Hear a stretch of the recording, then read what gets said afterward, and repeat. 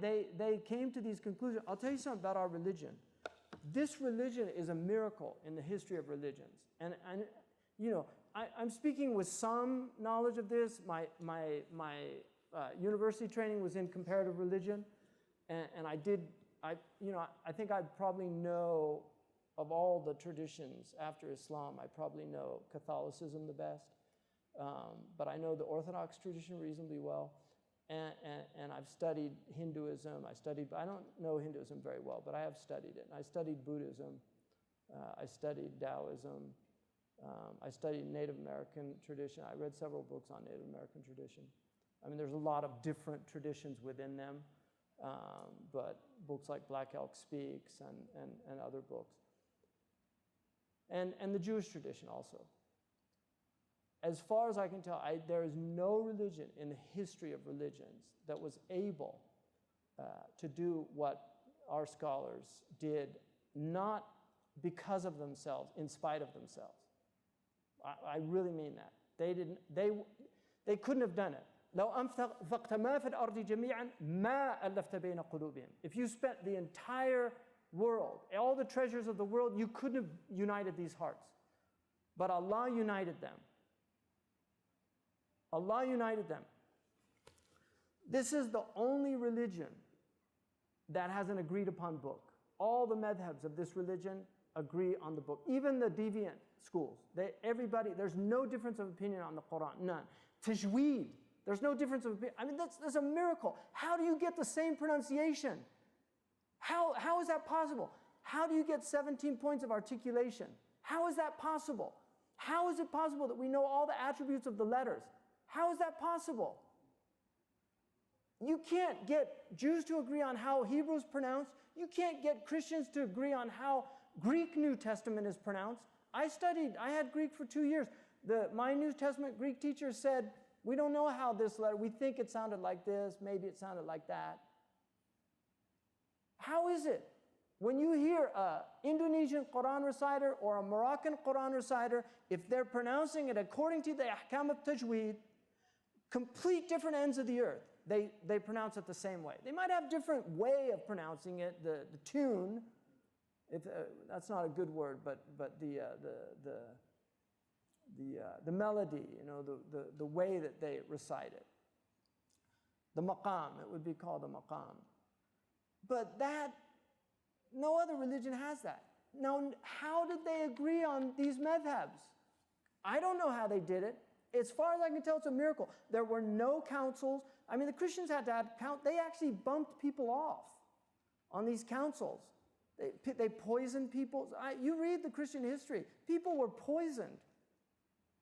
Like bishops that disagreed with it. They just said, it's for a good cause. It's for the unity of the religion. But they did it. They bumped people off. You had Arianism. You had Malachite Christianity. You had all these competing. They had over 30 Gospels at the Council of Nicaea, which was here in Turkey. Over 30 Gospels. You know how they decided? They put it on a table, and in the morning they came in, there were only 4 on the table. But who had the key to the room? So they agreed on these 4 Gospels, but there were other Gospels. They had to have councils. They had several councils. The Council of the Chaldean Council, the Council of Nicaea. They had the different creeds, the Alexandrian Creed, right? Became the dominant creed. Why? Because he was more powerful than Arian. Arian almost won the day. They voted about these things. They literally had votes, like they do now with the magisterium. Muslims never had any of this. You can't prove anywhere in the history of Islam. They had one council where they got together and said, what madhabs should we accept as valid madhabs? How did they agree on 4 madhabs? And then, how did they agree on the mashhur? If you're a Maliki, you study Ibn al-Qasim. Malik had hundreds of students. Why did they all agree on one student? Tell me, why? How'd they do it? They didn't kill anybody. They didn't kill the followers of Ibn Majishun. They didn't kill the followers of Ibn Wahbin. They didn't kill the followers of Muhammad ibn al-Utbi or Sidi al-Mawaz. Those books are there, Al-Wadiha, Ibn al-Habib, the Mawaziyah, the Utbiyah. You have what are called the Ummahat of the... Why is it the Mudawwana? They didn't have any councils because the isnad was, according to them, that was the strongest isnad. He was the one that spent the most time with Malik. He was the one that Asad ibn al-Furat, who was one of the greatest students of Malik, he looked at his book, and then Sahnun codified it, and then it became taught all over the Muslim world. How is that possible? It's amazing. So now this whole call to get rid of these madhabs, after they were literally the only way to explain them is that God had his direct involvement. That's the only way to explain it. And that you could go, Ibn Battuta, a Maliki, could travel the whole Muslim world. He ended up a qadi in Sri Lanka. I mean, how's that possible? How could you have, before technology, before mass communication, everybody was studying the same books. How is that possible? How is it possible that everybody agreed on the Tahawiyah? Tell me, I want to know, how is that possible? No government said you have to follow the Tahawiyah. When they went to Malik, Mansuri said, we want to make the Muwatta the official book of Islam. Don't make it the official book of Islam.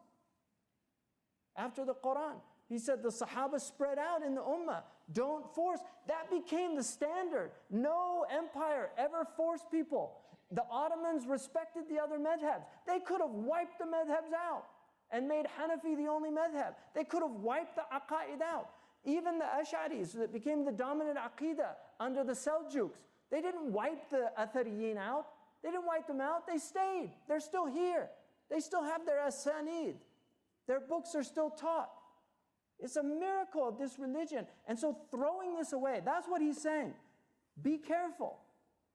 Learn what before you start questioning these people. Before you start, learn. Because these things were not arrived at fortuitously. There's providential care in the preservation of this religion. There is providential care. The miracle of Arabic grammar is a miracle.